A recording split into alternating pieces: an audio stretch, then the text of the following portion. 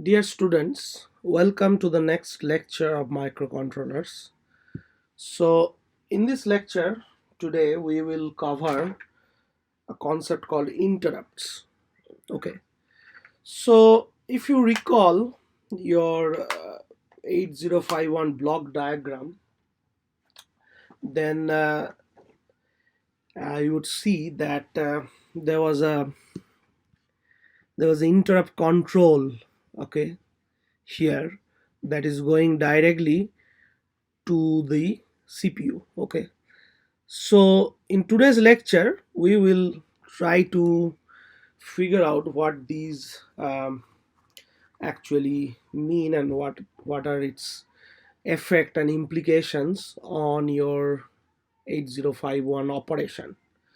Okay, so to begin with a little bit of background, so almost all real world and real-time systems that is built around microcontrollers and microprocessors, they make use of interrupts. Okay, so what are interrupts? Let's first look into the definition. Okay, so interrupts are a notification communicated to the controller by a hardware device or software, on receipt of which the controller momentarily stops and responds to the interrupt before returning to where it left off.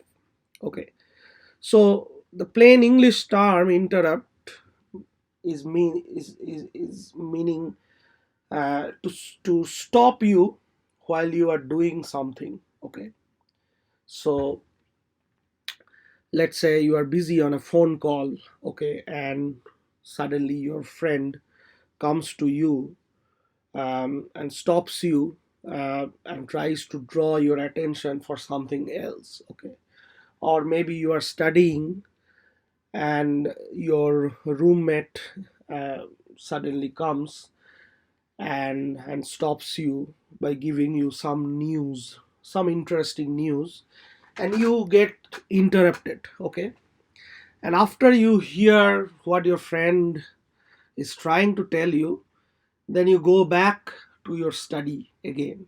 So that's exactly what happens. So when a microcontroller, or in more specifically the CPU of the microcontroller, is performing a specific task, then let's say a hardware device or a software code can send an interrupt to the CPU, and on receipt of that, the controller or the CPU momentarily stops and responds to the interrupt before returning to where it left off. So, as the definition suggests, we can have hardware interrupts and software interrupts. Okay, so let's see further. So, there is another concept in a microcontroller which is called polling. So,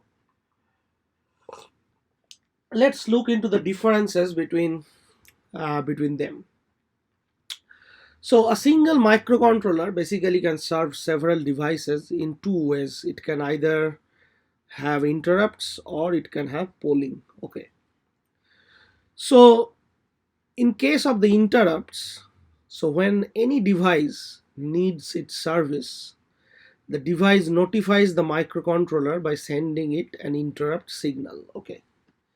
So let's say this is your 8051 microcontroller. Okay, and many devices are connected to it. Let's say this is your um, elevator. Okay, okay, um, let's say this is your um, what else can be, let's say the heating system. Okay, um, let's say this is the alarm. Okay,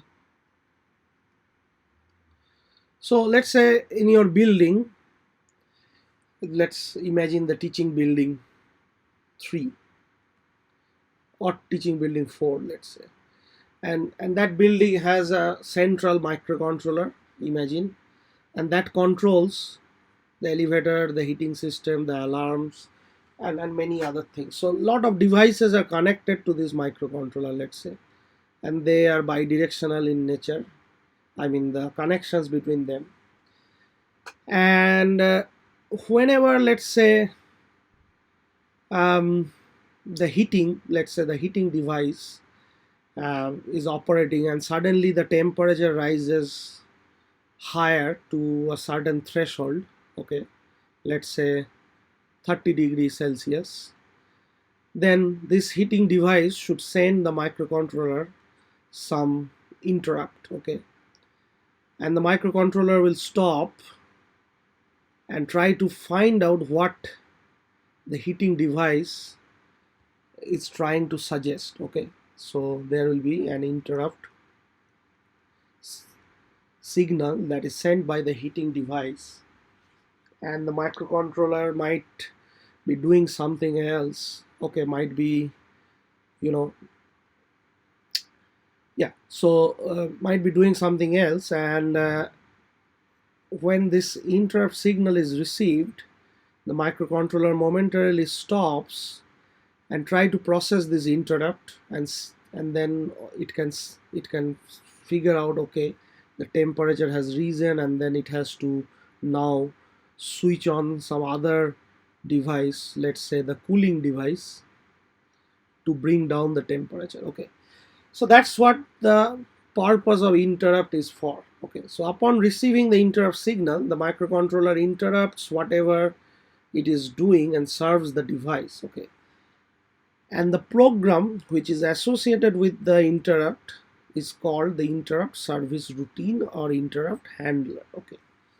So there is a software program that that is associated with the interrupt, and that software program is called the interrupt service routine, okay.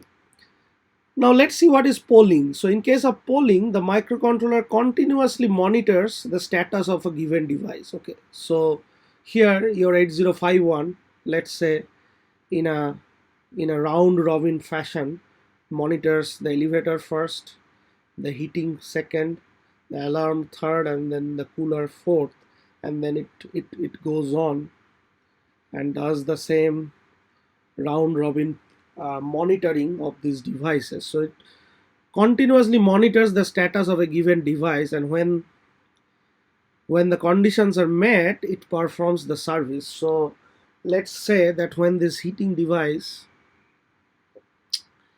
is 30 degrees Celsius, okay, but the microcontroller is now monitoring the alarm, okay.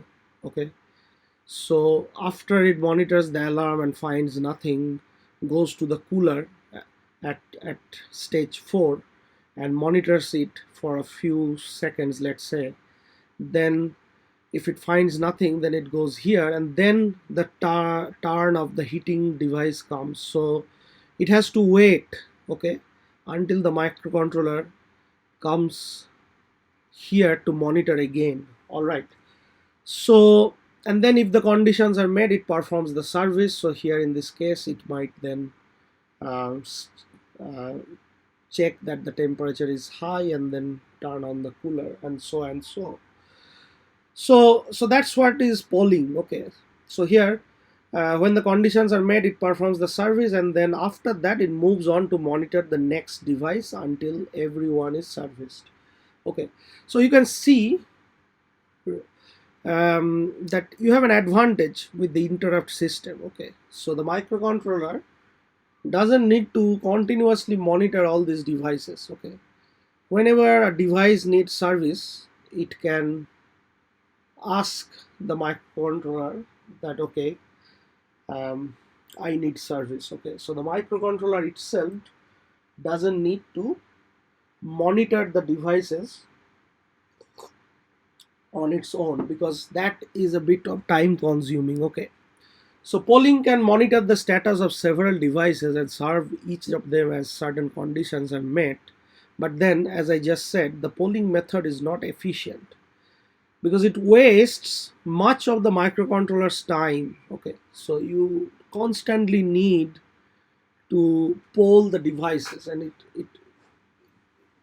it wastes time.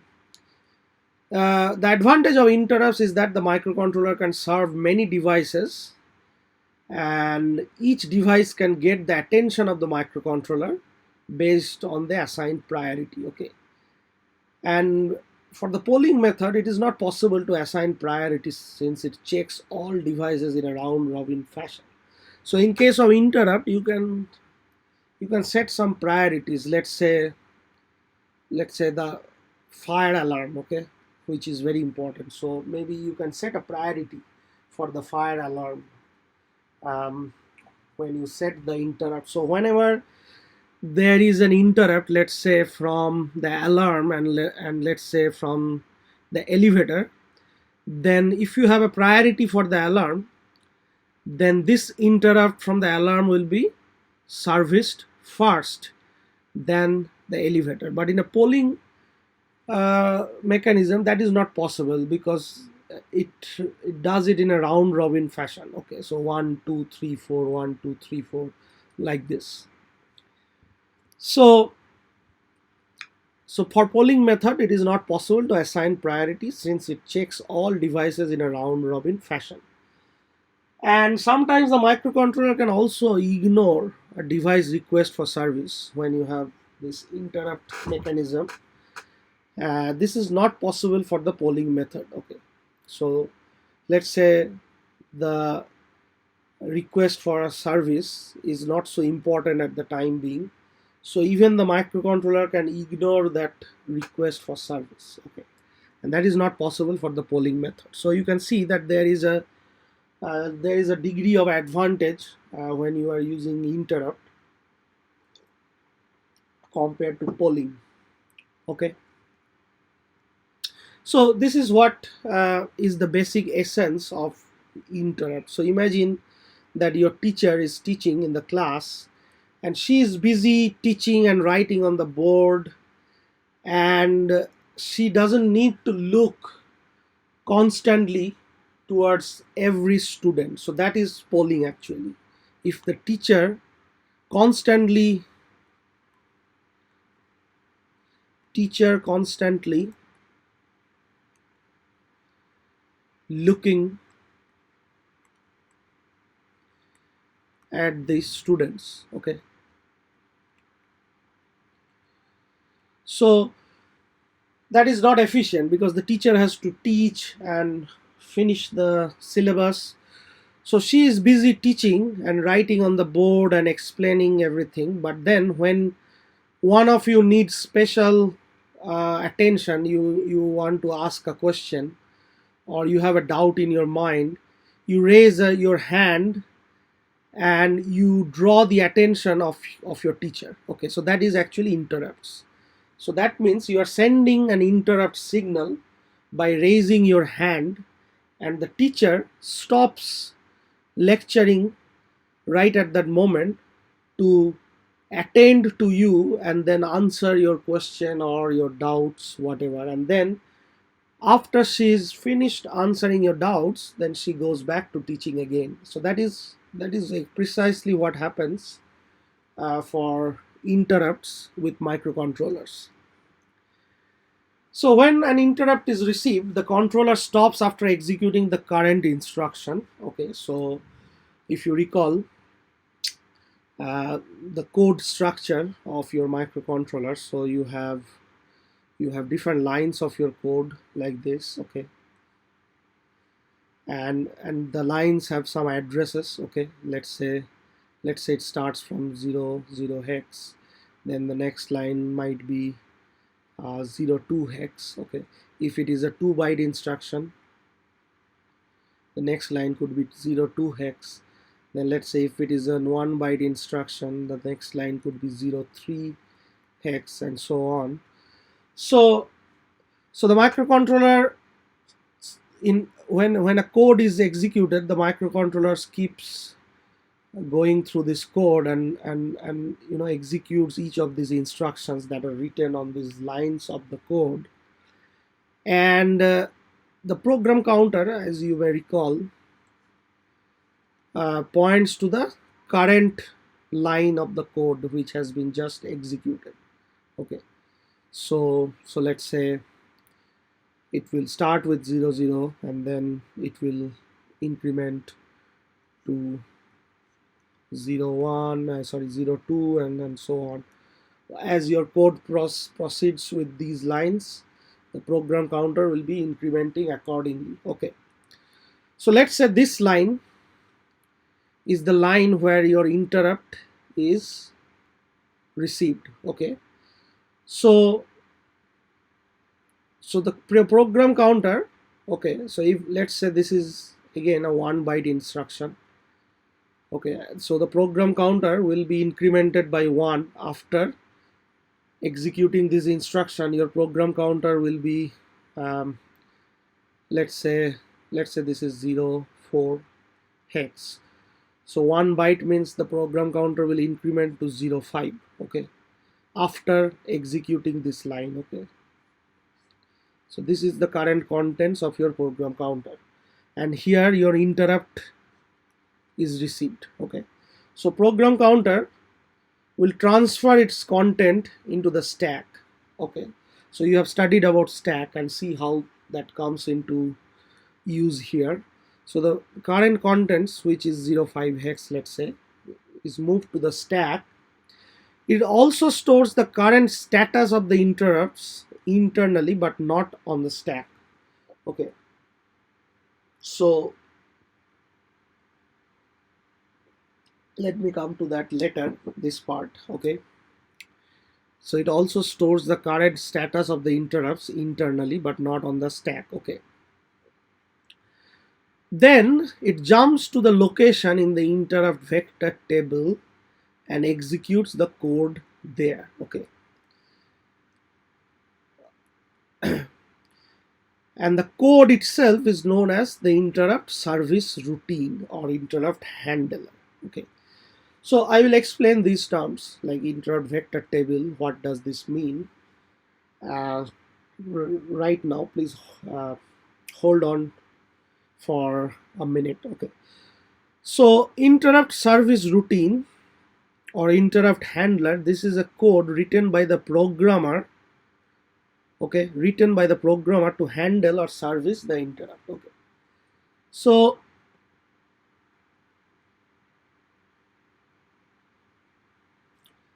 the 8051, it has 6 hardware interrupts, of which 5 are available to the programmer. Okay, so you have reset. Okay, reset means if you switch off the 8051 power supply, then it gets reset. Okay, so this is the one which is not available to the programmer, because this is just power on and power off. Okay, the other interrupts, so for timer you have 2 timer interrupts.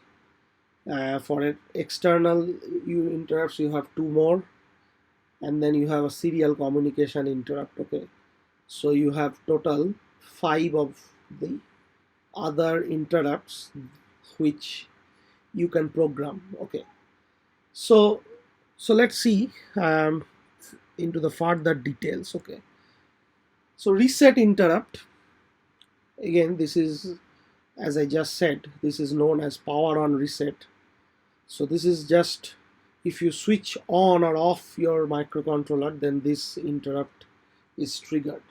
So controller restarts executing code from 0000 hex location, and this is not available usually to the programmer. So what does it mean? So we are talking about interrupt, right? So let's say the 8051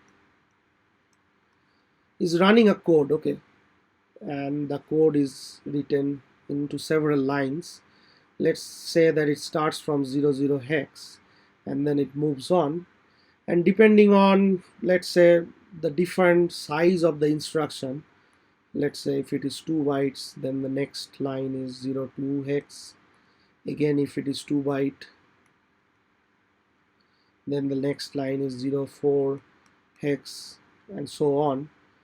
um, let's say this is 1 byte, then this is 05 hex. So there can be any instruction in these lines, and I'm just assuming that the length of those instruction is 2 byte, 2 byte, then 1 byte, and based on that the next line will start from the corresponding, memory location. Okay, so so let's say the microcontroller is here executing this line.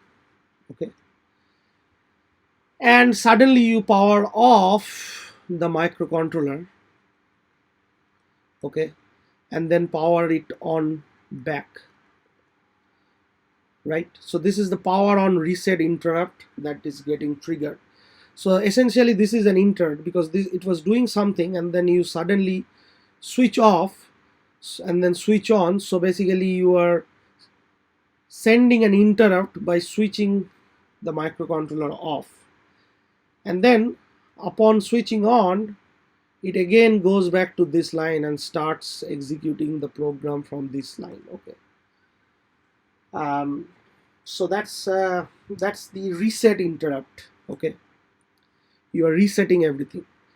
The timer interrupts, there are two timer interrupts, so each timer is associated with a timer interrupt. Okay, and this notifies the microcontroller that the corresponding timer has finished counting. So when you were studying timers, we saw that when the timers were finished counting, your timer flag, like TF0 for timer 0 or TF1 for timer 1, was set to 1, right? So this TF0 or TF1, you were monitoring and checking whether it was 1, right? And then you do whatever you need to do after that. Once your timers finish counting, the only way that you have learned so far to check that is by checking the status of the timer flags. But then there are some timer interrupts also, and there is another way of notifying the microcontroller that the corresponding timer has finished counting. And what is that way? The way is to use the timer interrupts. Okay, so you can either look into the timer flags, or um, you can depend on the timer interrupts. Okay, then comes the two external interrupts. So in case of your external interrupts, the external device which is connected to the microcontroller, they needs attention, and they send an interrupt signal through this external interrupts. Okay, so in your 8051, the pins 3.2 and 3.3, I mean the port 3.2 and 3.3 are available for the external interrupts. Okay, so if you are connecting your external devices through this pin, then you can use the external interrupts, and if those devices that are connected through these pins need some attention, then you can communicate that to the microcontroller through these external interrupts. And finally we have the serial interrupt. So this is used for serial communication, and when enabled, it notifies the controller whether a byte has been received or transmitted. Okay, so we will study these in more details, but these are the different interrupts from a high level point of view. We will study them into more details. Okay. So now let's go back to the concept of interrupt vector table. Okay. So we talked about the interrupt vector table. So this is the location in the memory where the interrupt um, that executes the code here. Okay. So let's see what are these. Okay. So so each interrupt that you studied so far, you have, 6 interrupts, right? You have the system reset, you have the external interrupt 0, external interrupt 1, timer interrupt 0, timer interrupt 1, and the serial interrupt. Okay. So for each of these interrupts there is a flag associated with those. Okay. So for reset you don't have a flag. Reset is just reset when you are powering off the device and switch it on again, then you are actually resetting. So for that you don't need to monitor a flag. But for the other interrupts you have some flags. So let's look into the timer 0 and timer 1 first, but because you have studied the timers already. So TF0 and TF1, these are the flags that you saw that was overflowing. Okay. When the timer finished counting. Okay. So when one of the timers, let's say timer 0, okay, would finish counting. Okay. Let's say timer 0 is in mode 1, which is your 16 bit counting mode. So it can count from 0000 to FFFF, right? So whenever it is FFFF and then it rolls to the next state, your timer flag 0 was getting set to 1. Okay. And then you, in your timer lecture, you saw that you were actually monitoring the status of this flag, and then whenever it goes to 1 you were writing some code to do something for the uh, microcontroller. Okay. So in case of the interrupt,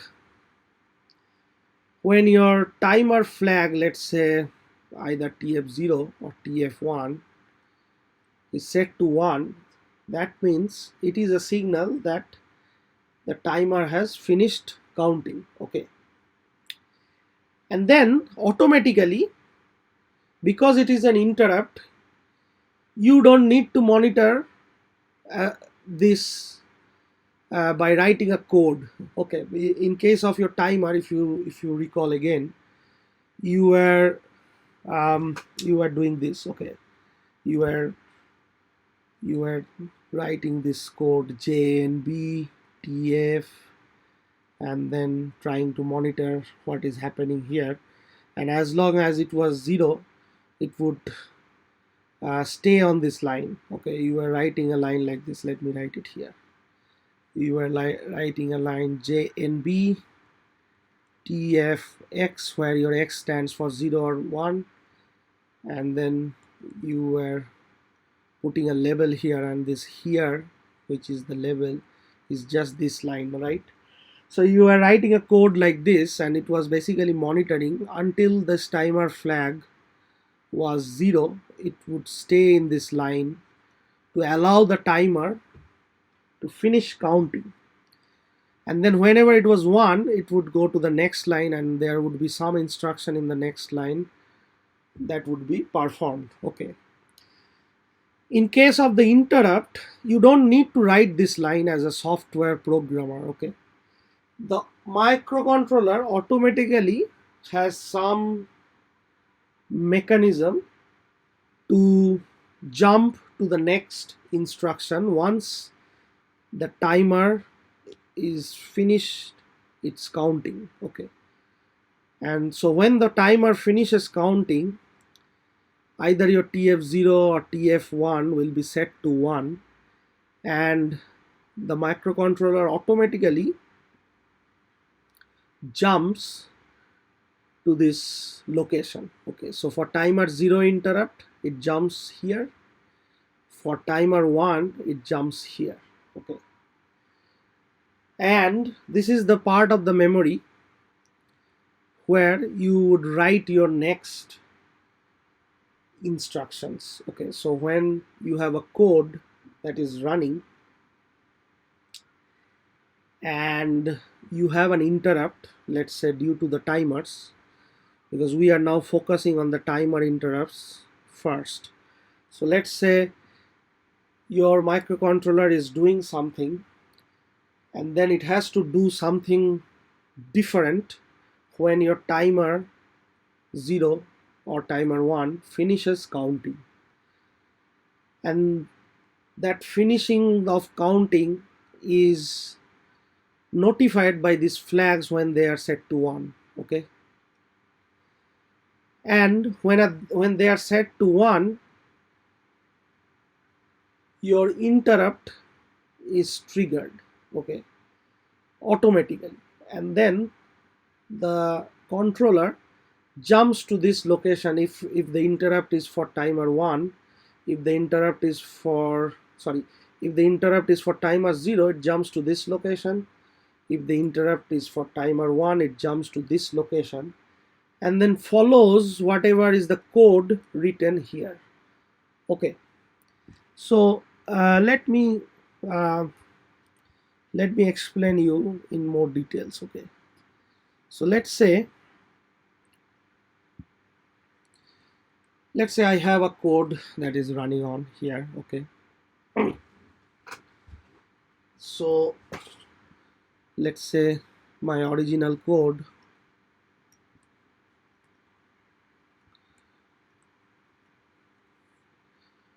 starts from 0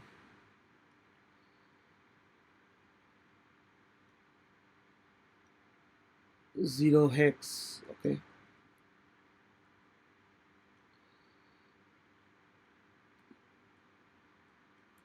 Okay, and whatever are the lines of my code I'm writing here. Okay, so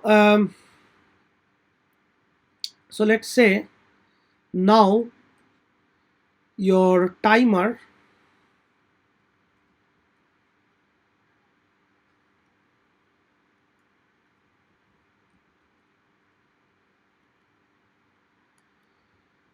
is finished counting. Let's say I'm operating with timer 0. Okay, and then we will see that this is same for timer 1. So when your timer 0 finishes counting,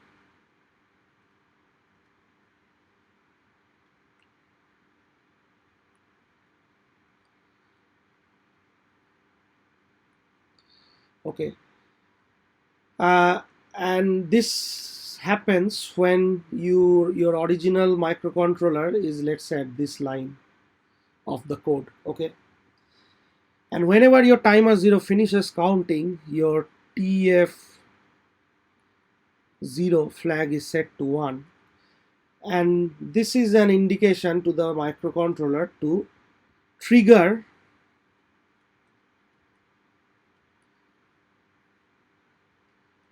timer 0 interrupt. Okay, and let's say when this happens, your microcontroller jumps to this location of the memory. Okay, which is given by 00BH. Okay, timer 0 interrupt takes you to memory location 00BH.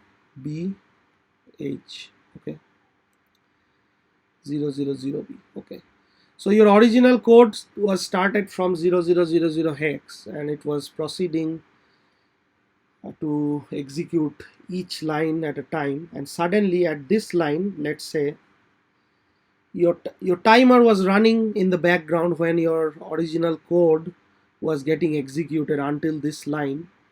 When your timer 0 finishes counting and timer flag 0 is set to 1, and then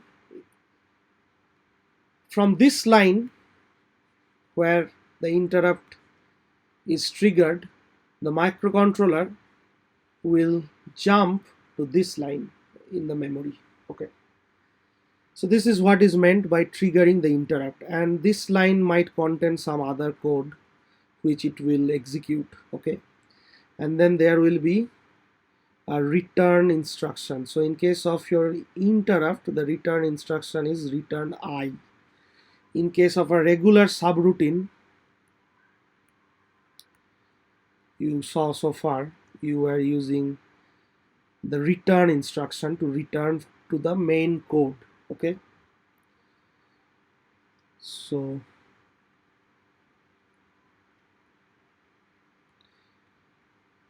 in case of your interrupt, you have return I, and when return I is executed, then it takes you back to the next line of the original code. Okay, so basically this is your this lines of code, including the return I, which is at 00bh, these are called your interrupt service routine or ISR. Okay, so what is happening? So in case of an interrupt, so basically it's telling you to execute some other code while you are in the middle of running one code. So let's say this is your original code. Okay, your microcontroller is executing this code one line at a time. Okay, suddenly when it is executing this line, the timer 0 triggers its interrupt by finishing counting, and the exact location of the memory that is associated with the timer 0 interrupt is 000b hex. So suddenly your microcontroller will jump to this address, and whatever instruction is written here, that will be executed, and then there will be a return I at the end of this set of instructions that will take you to the next line of the original code. Okay, so similarly you can also use timer 1 interrupt. The concepts remains the same. Okay, and then you can have the same concept for the other interrupts also. So for example, you can have the external interrupt. Okay, so whenever there is a signal in this external interrupt pin, then and your I0 flag is set, then it will trigger to the external interrupt. For external interrupt 1, you have another flag and another location in the memory. For serial port, you have this location. So basically you can see that for each type of interrupt, you have a specific location in the memory where you have to write your interrupt service routine. So again, this is a difference. In case of your um, normal subroutine, when you are writing a code, let's say the original code was starting from 0000, let's say hex, and then it carries out the instruction, and then let's say you have a subroutine that starts from 0140. Okay,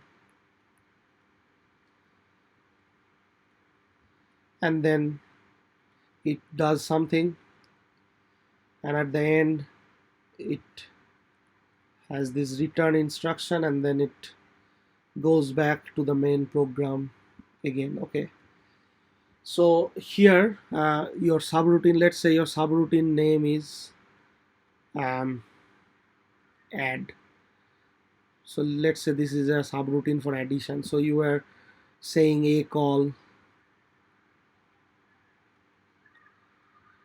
add, let's say,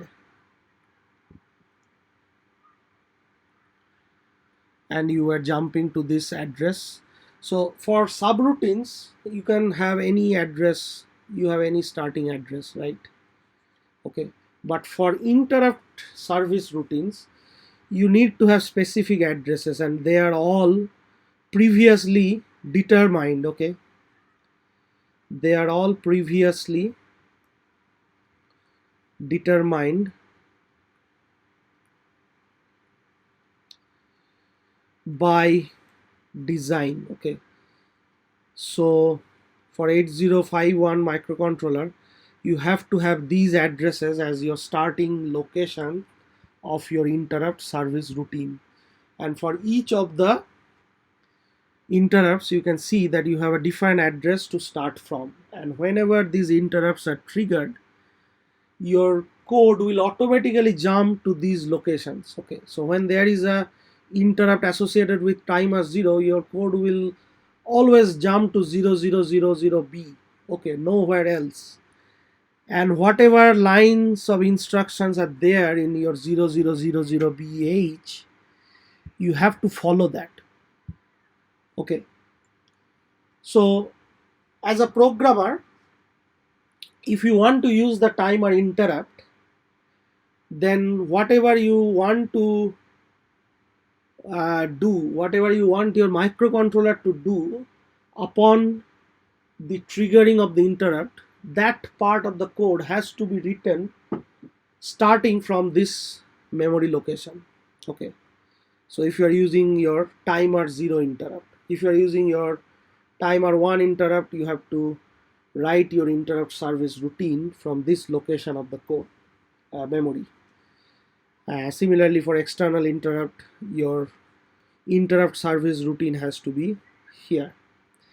And all these locations in the ROM, from this to these, they are together called the vector interrupt vector table. Okay, so you can see your default starting location is 0000 hex, which is the system reset. Okay, so earlier, whatever codes that we were writing in the previous lectures, we were sometimes starting from this 0000 hex, but the actual good practice is to avoid this entire vector interrupt vector table from these to these addresses. Okay, and then start your actual code from other memory addresses, and this part of the memory is kept vacant for this interrupt service routine. So if you need some interrupts, then you can use these spaces to write the interrupt service routine. So basically it starts from 0000 hex and it ends at 0031 hex. Okay, so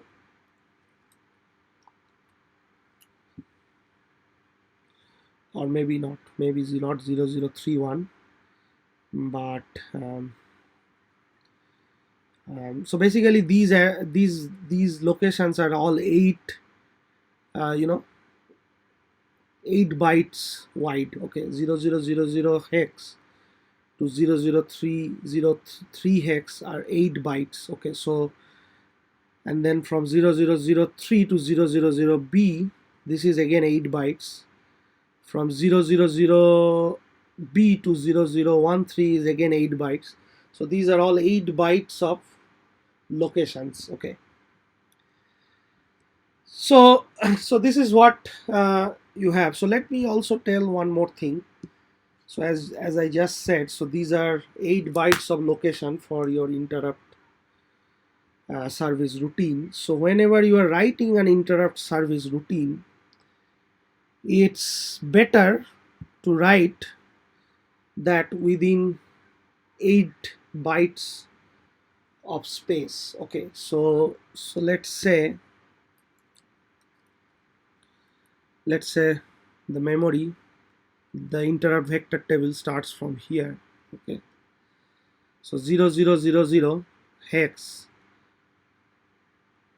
okay, then 0003 hex, okay. So if you calculate 0003 hex in binary, okay, let's say if I do hex, let's say hex to binary, okay,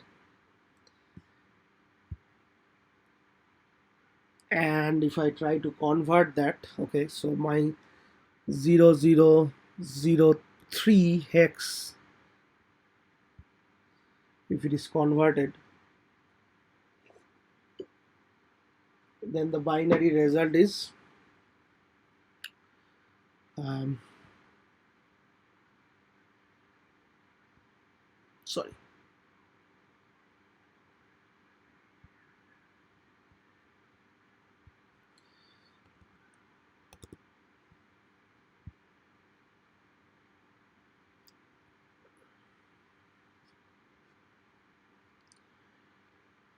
okay, then let me see, 0003, then 000b, okay, let's see what is this 000,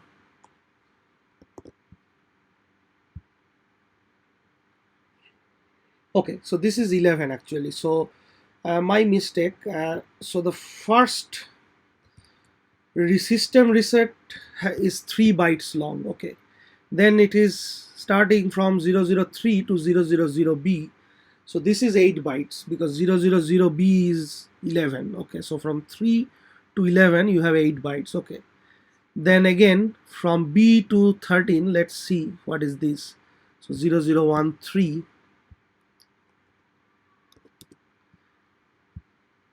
is 19, so again, yeah, so from 11 to 19 another 8 bytes, okay, so the first one, the system reset is 3 byte long, then all others are 8 bytes long, okay, so that's what I was trying to mention here, okay, so this is okay, this is 3 bytes, okay, 00000001 to 0002, so from 0003, so this is your, let's say, um, reset interrupt.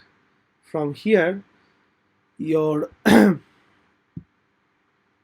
let's say external interrupt int 0 starts, okay, so this is your external interrupt 0, okay, then you have 8 bytes of space here, and then from 000b you have um,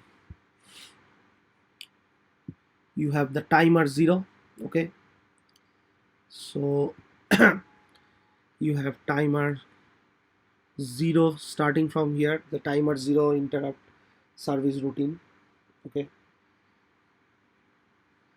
then again 8 bytes, and then you have 0013, okay, this is for your 0013 is for your external interrupt 1, okay, so this is for your external interrupt 1, and so on. So the point that I was trying to make, okay, so if you are using the external 0 interrupt, then once this interrupt is received, your interrupt will be triggered, and your microcontroller, whatever code it was performing, let's say this is the line where your interrupt is triggered by the external 0 interrupt, and it will jump to this location 0003h, okay, and whatever code is written within this 8 bytes until the next location, that is your ISR or interrupt service routine, okay. So from the first line of your ISR, whatever that is, to the return I instruction, which is always the end of the ISR, everything has to be within this 8 bytes of space. Okay, your ISRs are usually very short codes that can only take at most 8 bytes. Okay, if it is more than that, then that will encroach this space. Okay, but this space is for the timer 0 interrupt ISR to start. Okay, so here imagine that you are using both these interrupts, external 0 and timer 0. Then your external 0 interrupt service routine cannot be more than 8 bytes, because from here the ISR for timer 0 starts. Okay, so usually the interrupt service routines are small codes. These are small codes, typically less than 8 bytes of total length. Okay, so if you want to make your microcontroller do more once an interrupt is triggered, then and that is a longer code, then what you do inside your ISR, you, let's say you have only 8 bytes to write in your ISR, so you can just write 2 lines. You can say that, let's say the first line of your ISR. Okay, let's take this example that your timer 0 interrupt is used, and because of this it is jumping to 000B. Okay, this example, so here your interrupt was triggered because your timer finished counting, and it is jumping to this line, and then whatever code is written after the return I instruction, it is coming back here. So these 8 bytes has to be your entire interrupt service routine. But if you want to write more instruction and make your interrupt uh, have more things to do, then all you can write is, let's say at your 000B. So let me use this part with a different color. Okay, so let's say 000B, this is the starting address of your timer 0 ISR, and let's say you need more instruction, more than 8 bytes. Okay, let's say you need to do more things and your list of instructions is more than 8 bytes, then what you can do, you can do a long jump. You can do a long jump to some other memory locations. Okay, long jump to some other line in the memory. Okay, long jump to, let's say,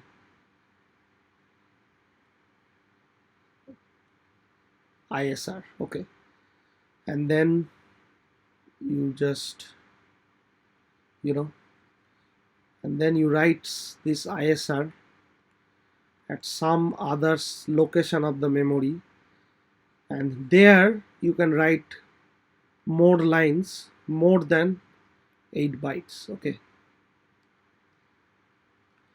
so this is, you will see more examples of this and this will become clear. Okay, so let me continue with the concepts here. So far what we studied is that you have 6 interrupts, and when your microcontroller is running some code, and if it is met with an interrupt signal which can be generated through the software or hardware, then it jumps to a specific location in the memory which is in the interrupt vector table, and within the interrupt vector table, depending on which interrupt it is, it will jump to a specific line, and there will be some code written starting from these lines, and those codes are called your interrupt service routines or ISR, and they will perform the instructions given by the ISR and then return back to the original code from where the interrupt was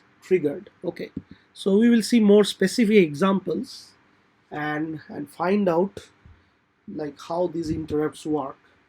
So when you are trying to enable the interrupts, there are few things that you need to do. So while programming an interrupt, the first thing that we must do is to tell the microcontroller which interrupt it should obey. Okay, so you saw there are like 6 interrupts. This one is the system reset. This is not in your control, but for the other 5 you have to tell the microcontroller that which interrupt it should obey. Okay, and for that you have a special function register called interrupt enable. An interrupt enable register has the following bits to enable and disable the different interrupts. Okay, so these are the different bits in the interrupt enable register. So the bit 0 is associated with the external interrupt 0. Okay, bit 1 is for the timer 0 and timer 1 interrupts. Okay, so bit 1 is for timer 0, bit 3 is for timer 1. Okay, so that bit 4 is for the serial port interrupt. Okay, and bit 5 is for the timer 2 overflow. So this is not in 8051, this is for 8952, another family of microcontrollers. Okay, and bit 7 is very important. So this enables or disable all interrupts. Okay, so let's be a little more specific. So let's say when your ex0 or ex1, they are 1. Okay, so that means they enable the external interrupt 0 or 1 through these ports. Okay, so when you are setting the IE register, okay, and you set one of these bits to 1 or both of them to 1, then it means that your microcontroller is ready to be interrupted by the external signals that are on pin 3.2 and 3.3.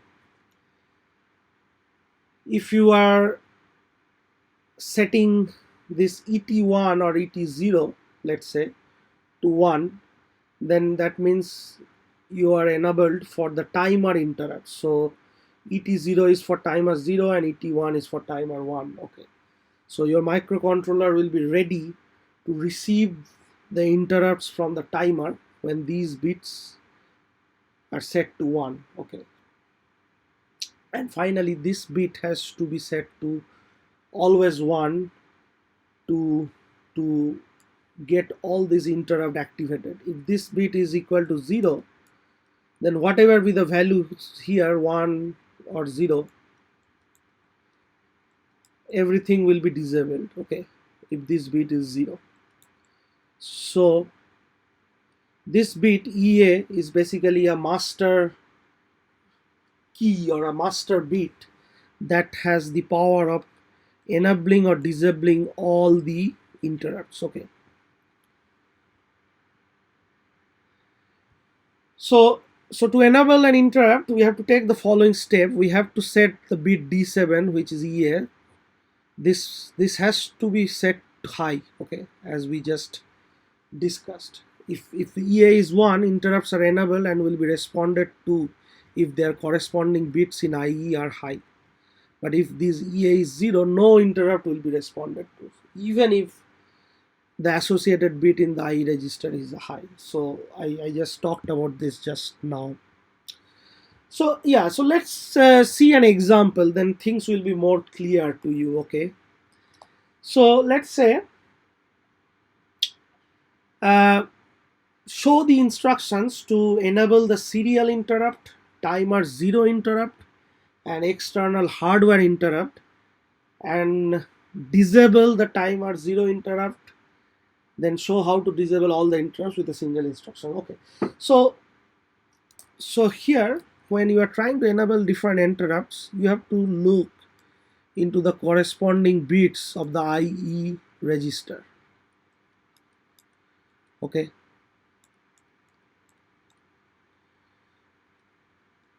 Okay. So these are the 8 bits of the IE register. So you just saw that there are these combinations which triggers different interrupts. So first of all, enable the serial interrupt, timer 0 interrupt, and external hardware interrupt. Okay, so the serial interrupt is bit 4, the timer, so let's say bit 4 is the serial interrupt. So 1 0 1 2 3 4, so this has to be 1. Timer 0 interrupt. Okay, so let's see, the timer 0 interrupt is bit 1. Okay, so this has to be 1. Okay, and then the external hardware interrupt. So external hardware interrupt, um, sorry, external hardware interrupt 1. So external hardware interrupt 1 is bit 2. Okay, so this also has to be 1. Okay, and of course this has to be 1 to set everything. Okay, this is the EA bit. This is very important. So everything else will be 0 according to the part A of your question. So basically you have to load your IE register with this pattern 100101110, and that's what we are doing. So if you write this instruction move IE with this binary pattern, then actually you are doing all these things together, enabling the serial interrupt, the timer 0 interrupt, and the external hardware interrupt 1.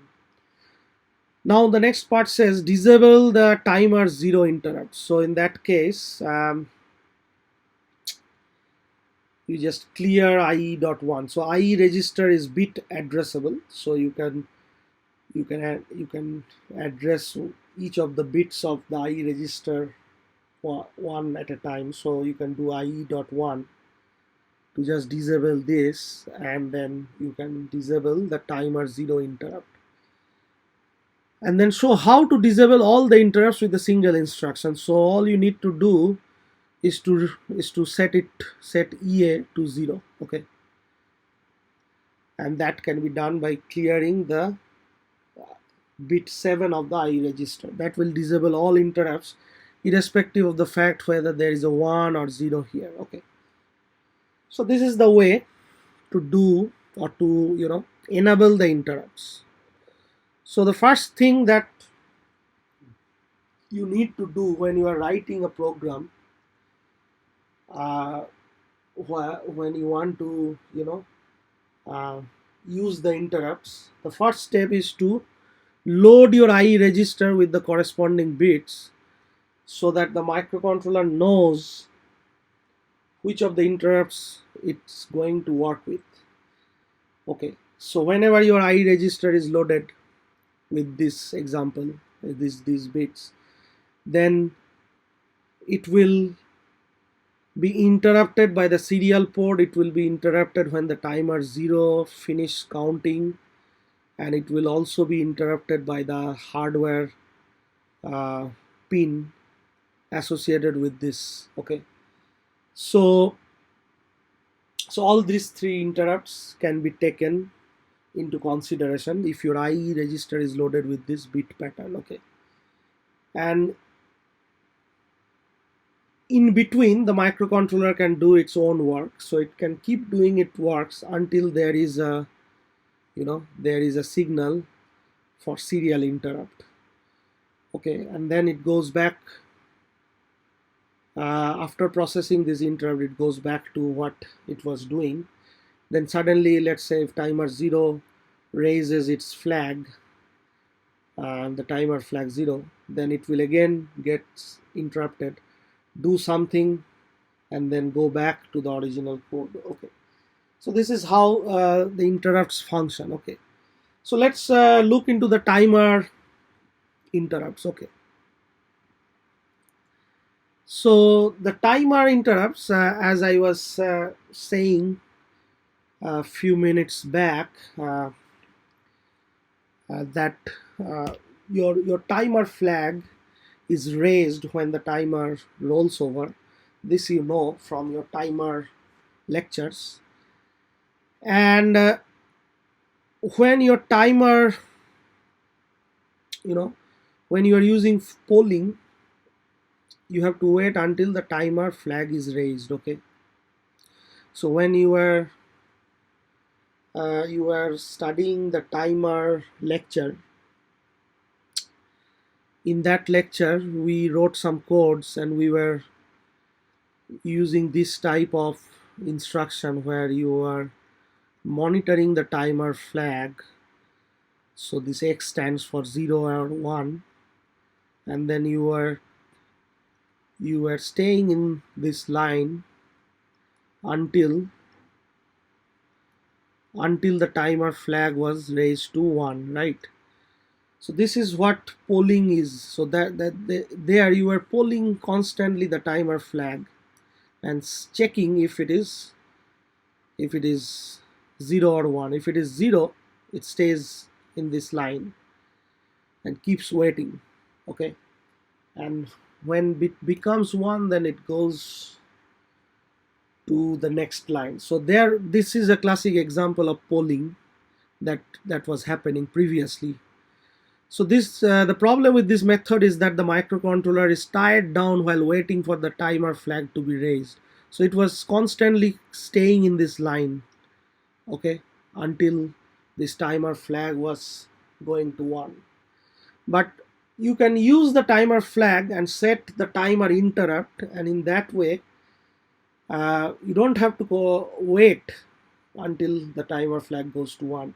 Whenever the timer flag goes to 1, it will automatically interrupt the microcontroller and it will jump to the interrupt vector table to this particular location, and whatever code is written in this location, that can be executed. So if the timer interrupt in the IE register is enabled, okay, whenever the timer rolls over, the TF is raised and the microcontroller is interrupted in whatever it is doing and jumps to the interrupt vector table to service the ISR. In this way, the microcontroller can do other work until it is notified that the timer has rolled over. So whenever, let's say, timer 0 rolls over, timer flag 0 is set to 1, and then it jumps to the timer 0 interrupt vector, okay, that is starting from 000B location of the interrupt vector table. Similarly for timer 1, this location is 001B. Okay,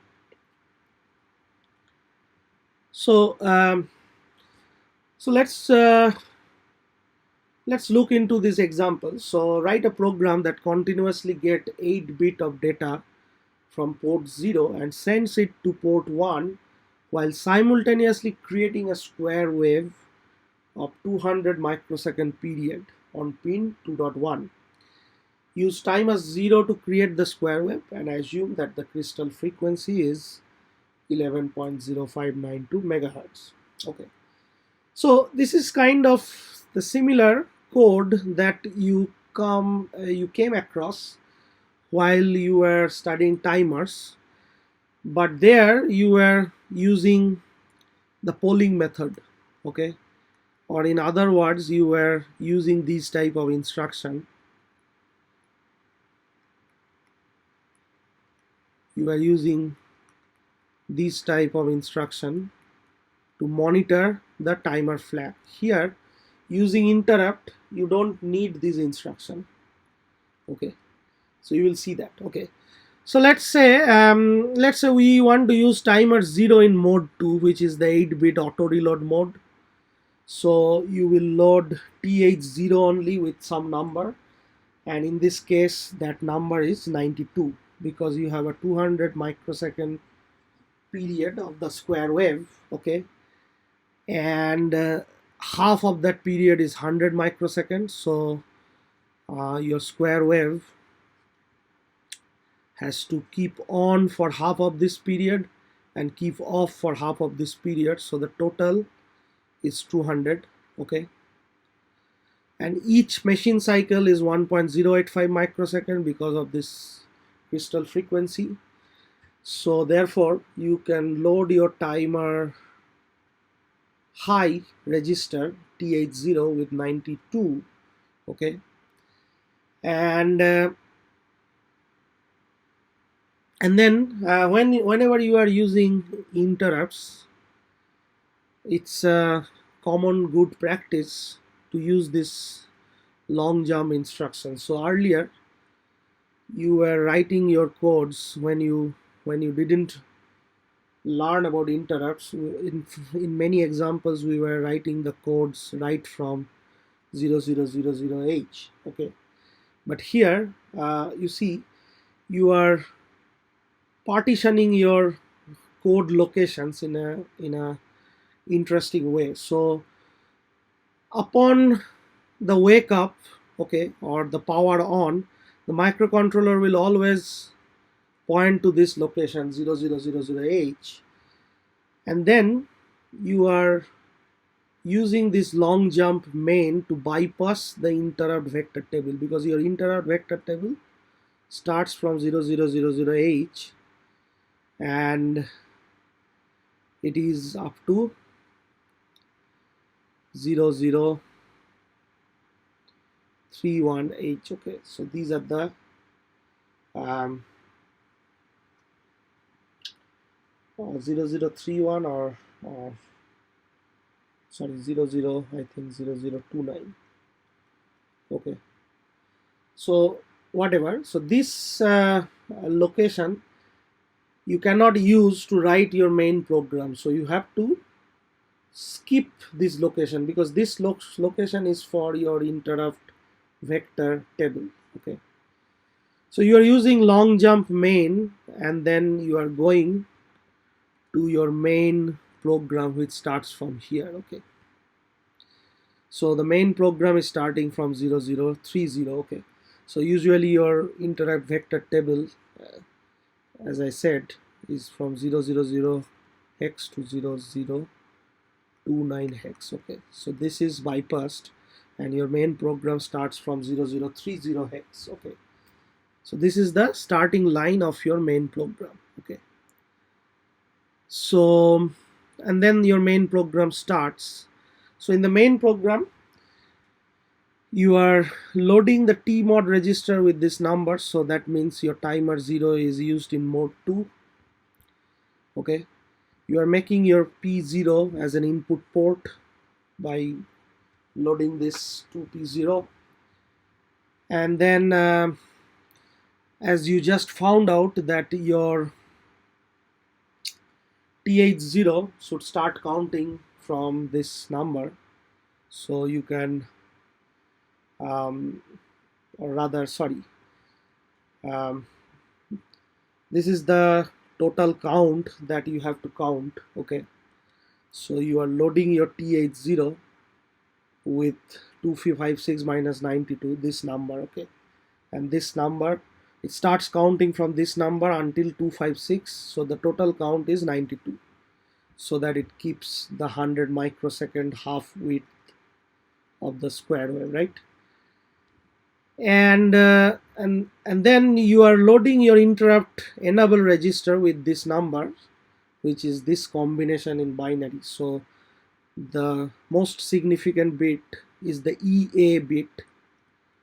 Okay, so that is set to 1, that has to be 1, and then this is for the timer 0 interrupt. Okay, so this is 1 and the rest are 0. Okay, and then you are starting the timer, okay, by this instruction, and then see you are doing this. There is no such thing here in this code which is monitoring your TF0. Okay, there is no such thing as this. Okay, this is not required because you are using the interrupt. So you are doing something else. That something else, according to the program, is to continuously get 8-bit data from P0 and sends it to P1. Okay, that is the something else. And creating the square wave of 200 microsecond is the other thing. Okay, so once you have loaded your interrupt enable register with this combination, you have made an arrangement for timer 0 interrupt to trigger. Okay, and you have also loaded timer 0 in the auto reload mode 2, and loaded the number 164, so it will count whatever it is required to count to make this square wave. Okay, so when the timer finishes counting, the timer interrupt will automatically get triggered. Okay, but in the meantime the microcontroller is doing this something else, and this something else is to get data from port 0 and move it to port 1, and then keep doing it continuously. So s jump back, so it's repeating this continuously, and then the program ends. And while it is doing this, whenever this timer will finish counting, the timer flag 0 will set to 1, and automatically it will get interrupted. Whatever it was doing here, that will be interrupted, and it will jump to this location. So this is the location associated with the timer 0 interrupt, 000BH, if you recall. Okay, and here whatever code it finds, it will perform that. So this is your interrupt service routine, and your interrupt service routine is just toggling port 2.1, because port 2.1 will display the square wave, so it is toggling the port 2.1 and returning back. So return I instruction is used to returning back. When you are using return I, it goes to the main program again. Okay, so this is the whole arrangement. Okay, so this is an example how an interrupt works. Okay, so you see that there is no need of this line. First of all, you keep doing whatever you are meant to do, and you are supposed to use the timer 0 interrupt. So you are setting the timer 0, you are switching it on, you are loading it with the necessary numbers so that you can generate this square wave of 100 microsecond, and you are loading the interrupt enable with this combination so that it knows that the timer 0 interrupt has to be triggered. And that's it. That is your job done, and everything else will be taken care automatically by the microcontroller. Okay, I'll stop here, and then I will continue this discussion about interrupts in the next lecture. Thank you.